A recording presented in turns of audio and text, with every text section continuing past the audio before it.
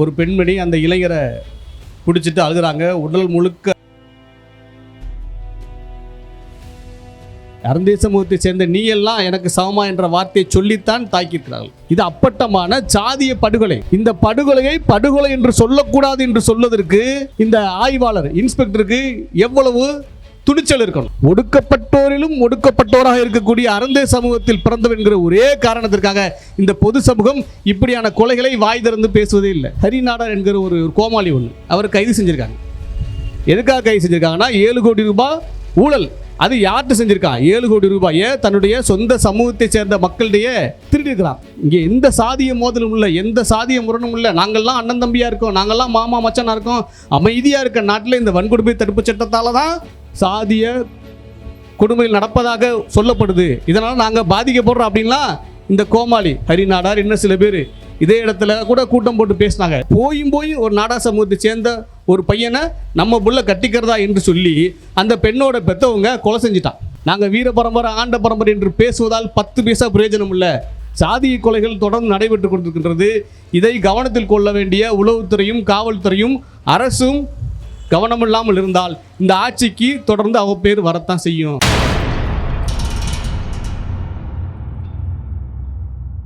திருச்செந்தூர் அருந்ததிய இளைஞர் எழுமலை வாசன் ஜாதிய படுகொலையை கண்டித்து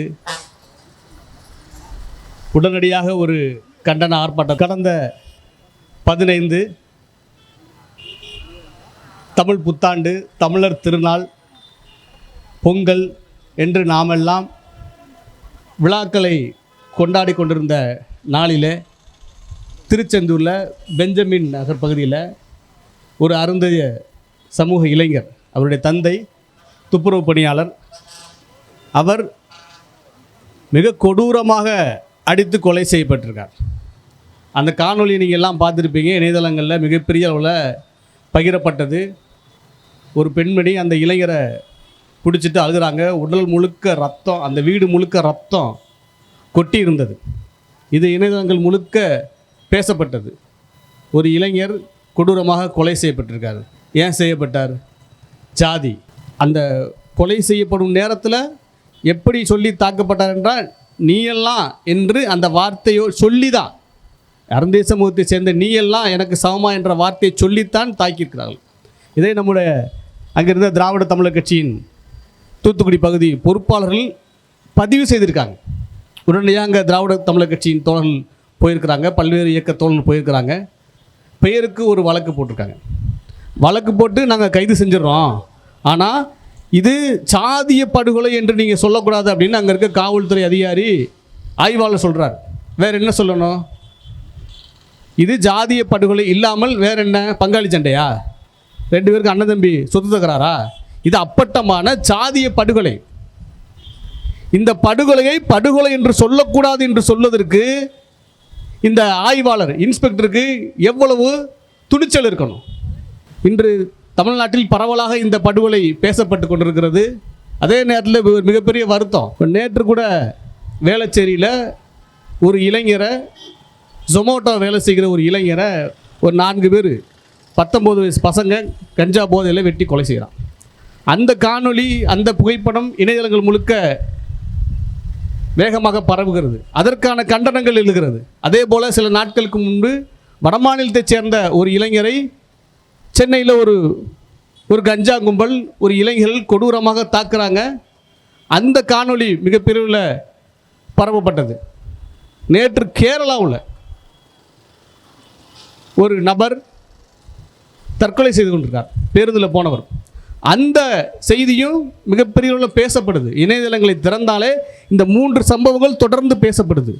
இதற்கு நிகராக அல்லது இதை விட கொடூரமான கொலைதான் இந்த ஏழுமலை வாசன் என்கிற அருந்தே சமூகத்தை சேர்ந்த ஒரு இளைஞரின் படுகொலை. ஆனால் இந்த பொது சமூகம் வாய் பொத்தி மௌனம் காக்கிறது. ஏனென்றால் அவன் ஒடுக்கப்பட்ட சமூகத்தில் பிறந்தவன். ஒடுக்கப்பட்டோரிலும் ஒடுக்கப்பட்டோராக இருக்கக்கூடிய அருந்தே சமூகத்தில் பிறந்தவன் என்கிற ஒரே காரணத்திற்காக இந்த பொது சமூகம் இப்படியான கொலைகளை வாய் திறந்து பேசுவதே இல்லை. கடந்த டிசம்பர் மாதம் இதே போல திருவண்ணாமலை பகுதியில் ஒரு மலக்குழி மரணம். 2 பேர், துப்புரவு பணி செய்த 2 பேர் இறந்து போயிடுறாங்க. அது குறித்து இங்கே யாரும் பேசவே இல்லை. இந்த பொது சமூகம் ஒரு அருந்திய சமூகத்தை சேர்ந்த ஒரு துப்புரவு பணியாளர் இறந்து போயிட்டா அதை ஒரு பொருட்டாவே கருதுவதில்லை. யார் யாருக்கோ வி ஸ்டாண்ட் வித், நாங்கள் உங்களோடு நிற்கிறோம் என்றெல்லாம் பதிவிடுறான் முகநூலில், சோசியல் மீடியாவில், இன்ஸ்டாகிராம், ட்விட்டரில். ஆனால் நமக்காக உழைக்கின்ற, நம்மோடு வாழ்கின்ற, நம்மோடு ரத்தம் சதையுமாக வாழ்ந்து கொண்டிருந்த ஒரு இளைஞன் சாதியின் காரணமாக படுகொலை செய்யப்பட்டிருக்கான். இதை பற்றி யாருமே வாய் திறக்கலை. இப்போ 2 நாளைக்கு முன்னால், ஒரு வாரத்துக்கு முன்னால் ஹரி நாடார் என்கிற ஒரு கோமாளி ஒன்று அவர் கைது செஞ்சுருக்காங்க. எதுக்காக கைது செஞ்சுருக்காங்கன்னா 7 கோடி ரூபாய் ஊழல். அது யார்கிட்ட செஞ்சுருக்கான்? 7 கோடி ரூபாயை தன்னுடைய சொந்த சமூகத்தை சேர்ந்த மக்களிடையே திருடிருக்கிறான். அதற்காக அந்த நபர் கைது செய்யப்பட்டிருக்கான். அந்த நபர் கடந்த மாதம் முழுக்க தூங்கவே இல்லை. 1 மாதமாக வாங்க இந்த தலித் மக்களுக்கு இருக்கிற SC/ST ஆக்டை நீக்க வேண்டும், வன்கொடுமை தடுப்பு சட்டத்தை நீக்கணும். இங்கே எந்த சாதிய மோதலும் இல்லை, எந்த சாதிய முரணும் இல்லை. நாங்கள்லாம் அண்ணன் தம்பியாக இருக்கோம், நாங்கள்லாம் மாமா மச்சானாக இருக்கோம். அமைதியாக இருக்க நாட்டில் இந்த வன்கொடுமை தடுப்பு சட்டத்தால் தான் சாதிய கொடுமையில் நடப்பதாக சொல்லப்படுது. இதனால் நாங்கள் பாதிக்கப்படுறோம் அப்படின்லாம் இந்த கோமாளி ஹரி நாடார் இன்னும் சில பேர் இதே இடத்துல கூட கூட்டம் போட்டு பேசினாங்க, இந்த வன்கொடுமை தடுப்பு சட்டத்தை நீக்க வேண்டும் அப்படின்னு. இப்படி சொல்லுகிற இந்த ஜாதியவாதிகள், வன்கொடுமை தடுப்பு சட்டம் கூடவே கூடாது என்கிற பேசுகிற ஜாதி வெறிகள் யாராவது இப்படிப்பட்ட கொலையை பற்றி பேசுகிறார்களா? ஏன் இது ஜாதிய படுகொலை அவர்களுக்கு தெரியலையா? இந்த ஹரி என்கிற நபர், நாடார் நாங்கள் சான்றோர் சமூகத்தை சேர்ந்தவர்கள், எங்களுக்கு கீழ்தான் இந்த சமூகம் என்று கடந்த மாதம் ஒரு நேர்காணலில் சொல்கிறார். அவர் மீது நாங்கள் புகார் கொடுத்தா இப்போ வரைக்கும் நடவடிக்கை இல்லை. ஆனால் அதுக்கு பதிலாக வேறு ஒரு புகாரின் கீழே அவர் கைது செய்யப்பட்டிருக்கார். சரியாக 10 ஆண்டுக்கு முன்பு இதே பேரையூரில் 2016 திவ்யா என்கிற ஒரு பெண், அந்த பெண் எரித்து கொலை செய்யப்படுறார். பேரையூரில் ஒரு காட்டுக்குள்ளே இருக்கிறாங்க. இந்த செய்தி 3 நாள் கழித்து எனக்கு தகவல் வருது. எங்களுடைய அப்போதைய தோழல் தகவல் சொல்கிறாங்க. உடனடியாக நாங்கள் அங்கே போகிறோம். எஃப்ஐஆரே போடலை. ஏன் அந்த கொலை நடந்தது என்றால், அவர் காதலித்து திருமணம் செய்து கொண்ட அந்த இளைஞர் நாடார் சமூகத்தை சேர்ந்தவர்.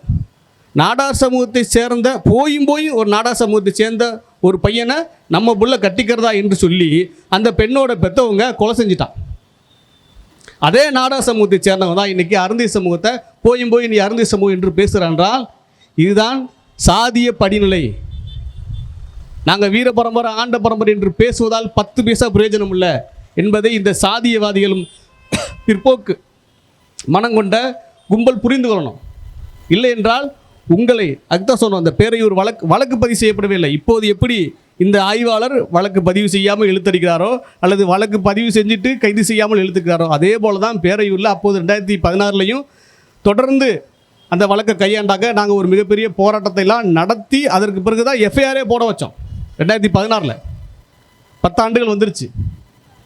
இப்படியான தொடர் படுகொலைகள் நடந்து கொண்டு இருக்கும்போது அரசு கவனம் செலுத்த வேண்டும். இல்லைங்க, அரசு சொல்லக்கூடாது, நம்ம திமுக அரசை தான் ஆதரிக்கிறோம், இந்த அரசை பற்றி பேசக்கூடாது. ஏன் பேசக்கூடாது? இன்னும் 3 மாதம் தேர்தல் வருது, 5 ஆண்டுகள் முடிய போகுது. இந்த 5 ஆண்டுகள் முடிய போகும்போதும் கூட இந்த காவல்துறை உங்களுடைய கட்டுப்பாட்டில் வைக்க முடியவில்லை என்றால் உங்களை நோக்கி கேள்வி வருமா வராதா? நிச்சயமாக வரும். அதை நீங்கள் எதிர்கொண்டு தான் ஆகணும். இதே இடத்துல எத்தனை ஆர்ப்பாட்டங்கள், எத்தனை போராட்டங்கள் செஞ்சுருக்கிறோம், எத்தனை சாதி ஆணவ படுகொலை நடந்திருக்குது. அத்தனை சாதி ஆணவ படுகொலைக்கும் இதே இடத்துல நாங்கள் போராட்டம் நடத்திருக்கோமே. உங்கள் உளவுத்துறை என்ன செய்கிறது? எங்கள் கூட்டம் இன்றைக்கி நடத்தினா விடுதலை வீரன்ட்ட நேற்றுலேருந்து 1 வாரத்துக்கு முன்பு பேசியிருப்பாங்க. எத்தனை பேர் வர்றீங்க, எந்த இயக்கமெல்லாம் வருது, ஆர்ப்பாட்டம் செய்கிறீங்களா, மறியல் செய்கிறீங்களா, இப்படியெல்லாம் கணக்கெடுக்க பேசுகிற உளவுத்துறையால் இந்த சாதியவாதிகளை தொடர்ந்து பாருங்கள். இந்த தென் மாவட்டங்களில் கூலிப்படை, ஜாதிக்கு பின்னால் ஒளிந்து கொண்டிருக்கிற இந்த கூலிப்படை கும்பல் பல்வேறு கொலைகளை தொடர்ந்து நடத்திட்டு வர்றான். அது திருநெல்வேலி ஆகட்டும், தூத்துக்குடி ஆகட்டும், மதுரை வரைக்கும் எனக்கு வந்துருச்சு இந்த சாதிய கூலிப்படைகள். ஏன்னா இந்த கூலிப்படைக்கு பின்னால் ஒரு ஜாதி தலைவன் இருக்கான், அந்த ஜாதிக்கு பின்னால் ஒளிஞ்சுக்கிறான். காவல்துறை கைது செய்ய போனால் ஏன் ஆள் நீ கைது பண்ணிடுறான்னு வர்றான். தென் மாவட்டத்தில் தூத்துக்குடி நடந்த ஒரு மிக முக்கியமான ஒரு கொலை. அந்த கொலைக்கு ஒரு முக்கியமான குற்றவாளி காரணம், அவனை கைது செய்ய போனால் சில ஜாதி சங்கத்துக்காரன் வந்துடுறான், ஏன் நீ கைது பண்ணிடுறான்னு. ஆனால் உங்களை தாண்டா கைது பண்ணான், உங்களை தாண்டா கொலை செஞ்சான். ஏன் நீ ஒரு குற்றவாளி ஆதரிக்கிற, ஒரு கொலைகாரன் ஏன் அங்கே ஆதரிக்கிற? ஏனென்றால் அவன் கொலையே செஞ்சாலும் எங்காள்றான் அப்படிங்கிற ஒரு கேவலமான மனம் இல்லை. இதனால தான் சொல்கிறோம், தொடர்ந்து இந்த கூலிப்படை கும்பலை, சாதிக்கு பின்னால் ஒளிந்து கொண்டிருக்கின்ற தென் மாவட்டங்களில் இருக்கக்கூடிய மிக முக்கியமான கூலிப்படை கும்பலை காவல்துறை கடுமையான நடவடிக்கை எடுக்க வேண்டும். அவன் சிறைக்கு போன பிறகு சிறையில் உட்காந்துட்டும் அங்கே ஸ்கெட்ச் போட்டு கொடுக்குறான். காவல்துறை உளவுத்துறை அதிகாரிகள் தெரியும். 2 மாதத்துக்கு முன்னாடி கொலை நடந்துச்சு எங்கள் பகுதி மேலூர் சுற்றி கிட்டத்தட்ட ஒரு 6 மாதத்துக்குள்ளே 4 கொலை நடந்துருச்சு. அத்தனையும் சாதிய கொலைகள் தான். சாதிய கொலைகள் தொடர்ந்து நடைபெற்று கொண்டிருக்கின்றது. இதை கவனத்தில் கொள்ள வேண்டிய உளவுத்துறையும் காவல்துறையும் அரசும் கவனமில்லாமல் இருந்தால் இந்த ஆட்சிக்கு தொடர்ந்து அவப்பேர் வரத்தான் செய்யும்.